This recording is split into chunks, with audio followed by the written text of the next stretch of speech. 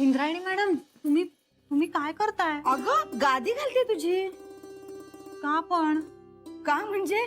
अगं श्रीचं अंथरूण सुद्धा आम्हीच घालतो. आता त्याच्यासाठी जे करतो ते तुझ्यासाठी करायला हवं ना. नाही, नको ना प्लीज. अगं अशी काय करते, मी व्यवस्थित घालेन. मी घातलेलं आवडलं नाही का तुला? नाही नाही, तसं नव्हतं म्हणायचं मला. अहो इंद्रायणी मॅडम, मला सवय नाहीये याची. म्हणजे स्वतःची कामं स्वतः करायची सवय आहे. आणि घरातल्या बाकीच्यांची कामंही मीच करते. तेच तर म्हणतेय ती.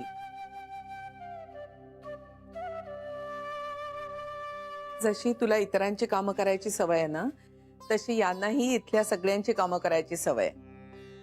तू नोकरी करणारी मुलगी आहेस, शिवाय घरकामही करतेस. मग घरात श्रीला जसा आराम मिळतो तसा तुलाही मिळायला हवा असं वाटतंय त्यांना. आय्याजी, माझं काम जर दुसऱ्या कोणी केलं ना तर मला खूप गिल्टी वाटतं. अगं तसं वाटण्याची काहीच गरज नाही. आपण एका घरात राहतो, मग एकमेकांच्या छोट्या छोट्या गोष्टी केल्या तर काय झालं? हे सगळं मला पटतंय इंद्रायणी मॅडम. इतकंच आहे की मला सवय नाहीये. जान्हवी, तू आम्हाला आपलं मानत नाहीस का? नाही नाही, तसं नाहीये इंद्रायणी मॅडम. बघ ना, तुझ्या हाकेतही अजून परकेपण आहे. हे बघ जान्हवी, सकाळी माझं जरा चुकलंच, त्यामुळे तू जर माझ्यावर नाराज असशील तर. नाही नाही, मीच तुम्हाला विचारायला हवं होतं. उगाच आगाऊपणा केला मी. तसं नाहीये ग. मी इंदूला गृहीत धरलं, ते करायला नको होतं. तू मला विचारलेस हे मी इंदूला वेळीच सांगायला हवं होतं. खरं तर मीच माफी मागायला पाहिजे. आईजी, तुम्ही प्लीज असं नका ना बोलू. तुम्ही माफी नका ना मागू. जान्हवी, या सगळ्यामुळे तू आमच्यावर नाराज होऊन तुझ्या बाबांच्या घरी नाही ना जाणार?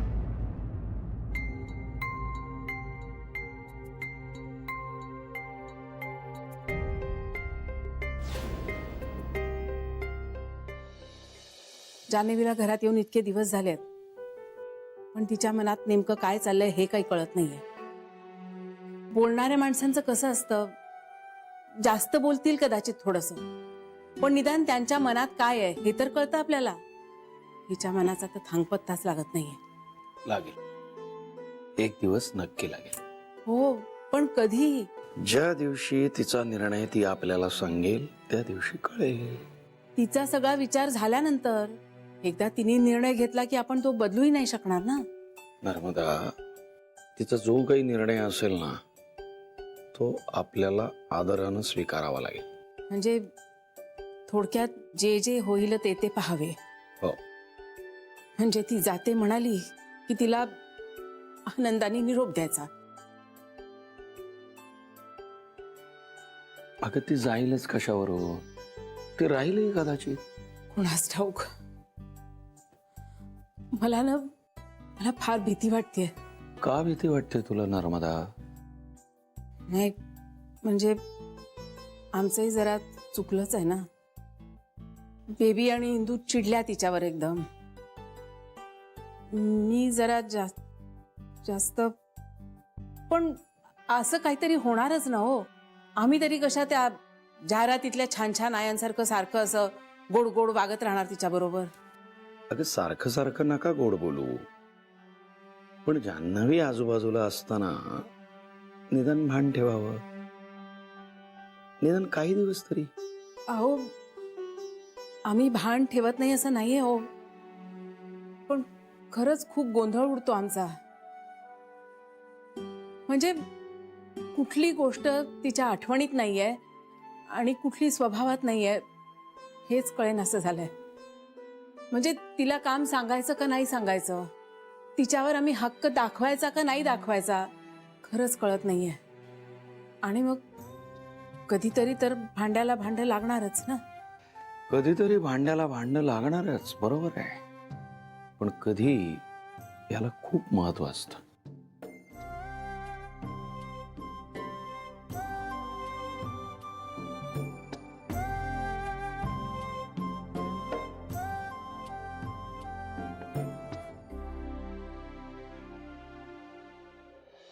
कळत्या सांगितलं कोणी होतं रे असं करायला? सांगितलं कोणी होतं? अगं पण तुझा प्रॉब्लेम काय आहे? आणि वर तोंड करून विचारतोयस तुझा प्रॉब्लेम काय म्हणून? पिंट्या अरे झालंय काय पण? मला विचारा ना, मला विचारा, मी सांगते ना. या आपल्या कार्ट्याला वाटतंय आपण पैशांच्या राशीतच लोळतो. खिसे झाडले की हजाराच्या नोटाच पडतात, म्हणून 2000चा अभिषेक करायला आपल्याला काहीच प्रॉब्लेम नाहीये. कार्ट्या, तुझ्या 7 पिढ्यांमध्ये कधी 2000चा अभिषेक कोणी केलाय का रे? पिंट्या अरे कसला अभिषेक, काय चाललंय? बाबा मी गणपतीकडे साकडं घातलंय, बोललो ताईला लवकर बरं कर. खूप कष्ट सुचलेत तिनं आमच्यासाठी. जर तू असं केलंस ना तर मी 2000चा अभिषेक करेन. ऐका, 2000 रुपये अभिषेकासाठी घरात विकायलाही काही नाहीये. आई प्लीज, एवढी काही वेळ आलेली नाही आपल्यावर. शिकव, आता तू मला अक्कल शिकव. 2000 रुपये मिळवायला किती किती कष्ट करावे लागतात? आई कळतं मला ते, मीही कमावतो. हो ना, पण अक्कल नाही चालेली. आणि मी म्हणते देवाला पैसे द्याच कशाला? हा, कशाला लागतात देवाला पैसे? फक्त नमस्कार केला ना तरी पुरतो. आणि हा आपला गणपती बाप्पा आहे ना, हा सगळ्यात श्रीमंत देव आहे. ही एवढी मोठमोठाली मंडळ आहेत त्याची, एवढी रोषणाई करतात, एवढे दागदागिने घालतात. मग त्याला ह्या 2000च्या अभिषेकाची गरजच काय म्हणते मी? साधा नमस्कार केला ना तरी पुरतो त्याला. रगड पैसे आहे गणपतीकडे, त्याला कशाला द्यायचे आपले 2000 रुपये कष्टाचे? हे बघा, हे सगळं मला काही माहित नाही. त्या क्षणी माझ्या मनात जे आलं, मला जे वाटलं ते बोललोय मी. आणि आपल्या मनात नेहमी पैसे घालवायचाच विचार येतो ना. अरे मागायचं सर उपास करेन असं म्हणायचं ना, किंवा फार तर काय एखादा नारळ देईन एवढं म्हणूनही चाललं असतंच की नाही? एवढ्या पैशांचा अभिषेक करायला तुला काही गुप्तधन मिळालंय का रे? का तुझा काका देणार आहे? अगं आई, पण ताईसाठीच करतो ना मी हे सगळं. मला वाटतंय तिचं सगळं चांगलं व्हावं, तिनं सुखात राहावं, म्हणूनच हे सगळं केलं ना मी. अरे चांगलंच आहे की मग, तिचं पैशातच लोळतीये ना ती. आणि तू अगदी अक्कल शून्यासारखा तिच्यासाठी 2,000-2,000चा अभिषेक करायला निघालास. अरे हातात वाडगं घेऊन फिरायची वेळ येईल आपल्यावर. जा जा, परत जा आधी आणि सांग, म्हणावं मला काय हा 2,000-2,000चा अभिषेक वगैरे जमणार नाही. जमल्यास एखादा नारळ देईन, वाटल्यास तूच द्या मला 2-4 रुपये. हे बघ आई, मी असलं काहीही करणार नाही. मी बोलून आलोय बस. आणि तसंही हे सगळं मी माझ्या पगारातून करतोय, माझे पैसे राहतात. तुला काहीच गरज नाही मध्ये बोलण्याची. मूर्खा, तुझ्या पगाराची टिमकी वाजू नकोस माझ्या समोर. हा पगार जो काही तुला मिळतोय ना, तो मी अनिल रावांसमोर हात जोडल्यामुळे मिळतोय. काय कसे वागला होतात तुम्ही त्यांच्याशी? हात उगारला होतात. हा जो काही माझा पगार म्हणून करतोयस ना, तुझ्या त्या पैन पैवर माझा हक्क आहे, कळलं ना? काही गरज नाही ताईवर एवढा पैसा खर्च करायची. ती देते का आपल्याला कधी 5 पैसे तरी? मग इतकी वर्ष कुणाच्या पैशावर चाललंय हे घर? अजूनही तीच सगळं करते आपलं. आता तिचं लग्न झालंय, खरं तर आपण काहीतरी द्यायला हवं तिला, पण अजूनही तिच्याच पैशावर चालतंय हे घर, हे विसरू नका. अरे जनाची नाही तर मनाची तरी लाज बाळगा. ती पोरगी तिथे स्वतःवर 5 पैसे देखील खर्च न करता सगळा पगार इथे आणून देते, आणि तिच्याबद्दल असं बोलताना जीभ रेटते कशी तुमची? झडत कशी नाही जीभ तुमची? का झडेल माझी जीभ? हा, काय काय चुकीचं काय बोलते मी, सांगा ना मला. ती जे काही पैसे देते ते तुमच्या अकाउंट मध्ये जमा होतात, माझ्या हातात काय येतो? तुम्ही उपकार म्हणून फेकलेल्या 4 दमड्या. काय केलं काय तुम्ही माझ्यासाठी आतापर्यंत? सांगा ना, कधी गुंजभर सोनं केलं का माझ्यासाठी? पांडुरंगा, नाही रे बाबा, नाही, आता नाही सहन होत ना. आणखी किती काळ सहन करू मी हे सगळं? कुठल्या जन्मीचे भोग भोगतोय तेच समजत नाहीये मला. हे बघा, हात जोडतो तुला, माझ्या लेकीला लवकर बरं कर. मी तुझ्या पायावर डोकं ठेवायला येतो आणि तिथूनच उचल मला. आता नाही सहन होते सगळं. जा जा, टेका देवा पुढे डोकं आणि करा 2-5 हजाराचे अभिषेक, म्हणजे घरादाराचं अगदी कल्याणच होईल. बाप लेक मिळून देवावर पैसा उधळतायत नुसते. देवाला तरी सोड. का सोडू मी? का सोडू देवाला? का सोडू सांगा ना? काय केलंय काय देवाने माझ्यासाठी? हे एक फुटकं नशीब सोडलं तर काय दिलंय देवाने मला? साधे दोन प्रेमाचे शब्द नाही कधी दिले. अरे जा जा जा, सगळे सोडून जा मला. पण एके दिवशी तुम्हाला माझं म्हणणं पटेल आणि मग माझ्याचकडे याल तुम्ही. अभिषेक करतायत.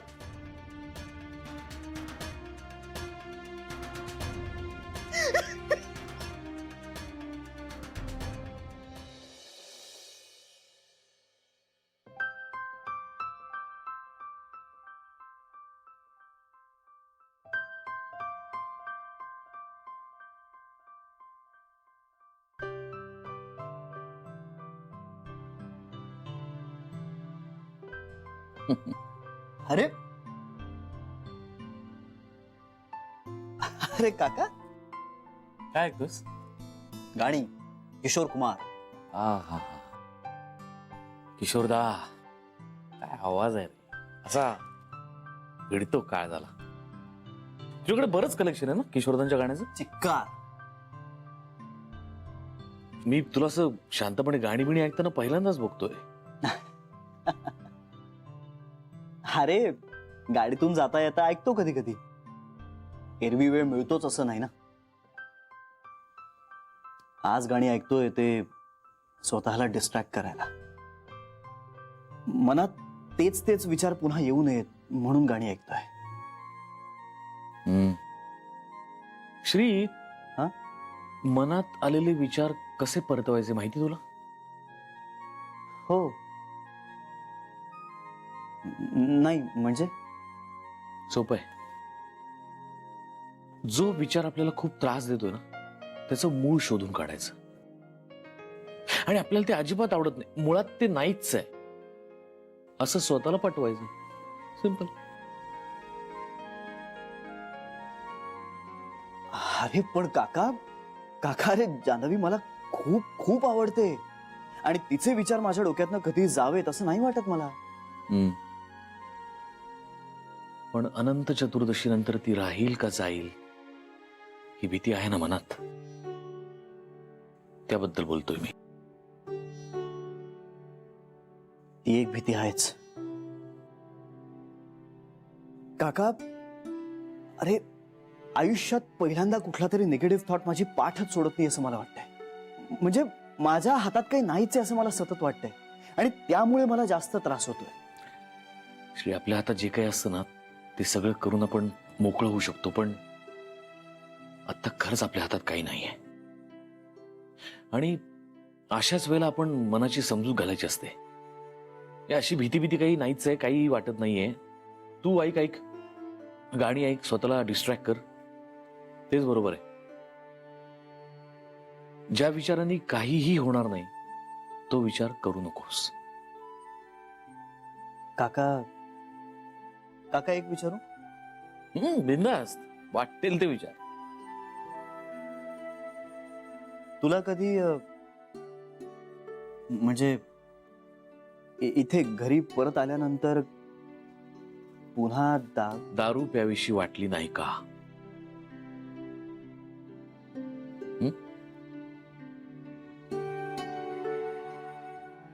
वाटलं ना रे, खूप वेळा वाटलं.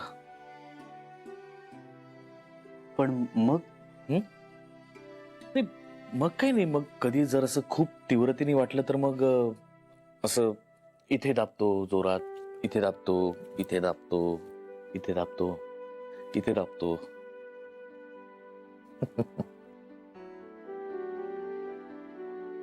इतकी पेलोय आतापर्यंत की सगळीकडे अल्कोहोलच आहे आतमध्ये.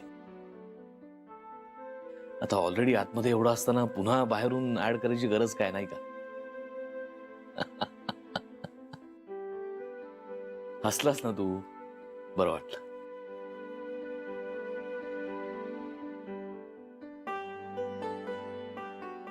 काका, मला खरंच खूप कौतुक वाटतंय तुझं. तू हे व्यसन सोडू शकलास. Hats off to you. चला, म्हणजे मनावरती संयम ठेवल्याची पावती मिळाली आज अखेर. तू कौतुक केलंस ना श्री,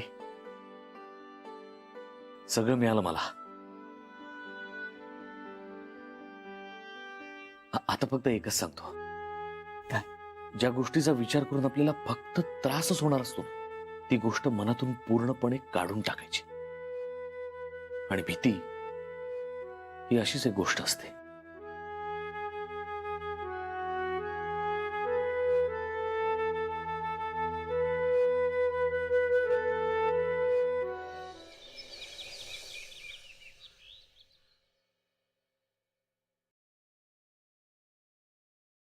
छान दिसतेस. एवढ्या लवकर तयार झालीस? हो आईची ऍक्च्युली मला तुम्हाला असं विचारायचं होतं की म्हणजे बघता बघता अनंत चतुर्दशी आली आणि एक गोष्ट राहूनच गेली. कुठली?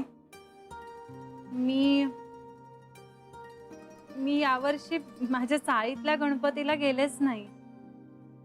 म्हणजे ही नवीन चाळ आहे ना, तिथे सुद्धा गणपती आणतात आणि पिंट्या असं म्हणाला की खूप छान डेकोरेशन केलंय त्यांनी. मला बघायचं म्हणजे मी जाऊ? अगं जा ना, त्यात विचारायचं काय? जा. आमचाही नमस्कार सांग. आणि हो, जाताना नैवेद्यासाठी काहीतरी घेऊन जा. चालेल, येते.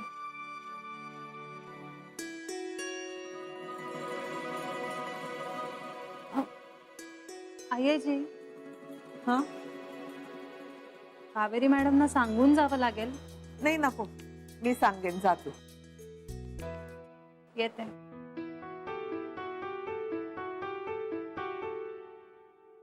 चला, गाडी तयार आहे. हा? हा, चाळीतल्या गणपतीला जायचंय ना, मग गाडी तयार आहे. चल, मी सोडतो तुला. तुम्ही कशाला? म्हणजे मी जाईन ना. पिंट्यानी मला सुद्धा फोन केला होता. इनफॅक्ट आपल्या सगळ्यांनाच बोलावलंय त्यानं. आता पिंट्याचं आमंत्रण म्हणल्यानंतर मी नाकारू तर शकत नाही, तेव्हा मी तरी येतोय. चला. पण मग गाडी न्यायची काय गरज आहे? उगाचच रस्ते तुडवत जायची गरज नाहीये. नाही, आणि त्याचं काय ना, मी खूप चांगली गाडी चालवू शकतो. आणि मॅडम माझ्या बरोबर जर गाडीत असतील तर जरा जास्तच चांगली चालवतो मी. तेव्हा एक फॅन्टॅस्टिक ड्रायव्हरत्व सिद्ध करण्याची एक छोटीशी संधी मला द्याल का? अशी एक नम्र विनंती आहे.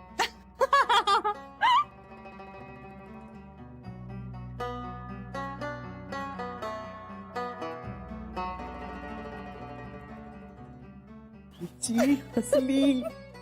जा जा जा, तिला थांबून ठेव नको. जा जा, लवकर जा.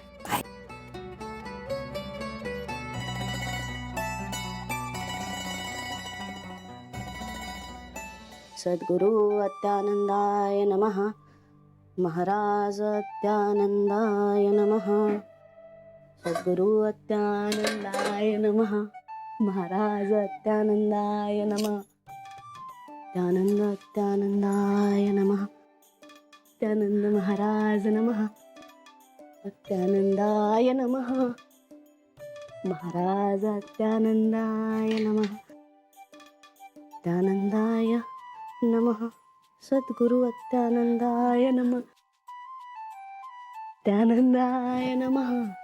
सद्गुरु अत्यानंद. हे काय चाललंय तुमचं? अत्यानंदाय नमः.